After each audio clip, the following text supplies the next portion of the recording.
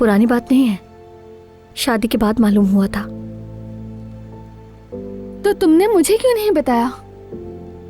मैं कैसे बताती आपको, ये ऐसी बात नहीं थी किसी को बताई जाए। वैसे भी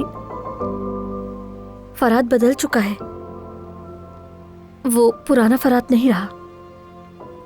उस फरात ने अपने कजन को मारने की कोशिश की थी, तुमने उसे कैसे माफ कर दिया गुल?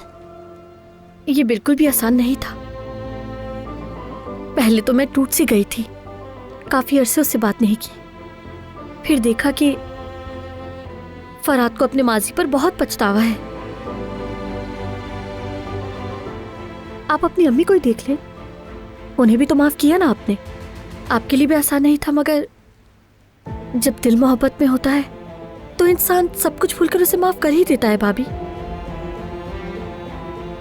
मुझे नहीं मालूम गुल, लेकिन मोहब्बत हर जख्म को भर नहीं सकती।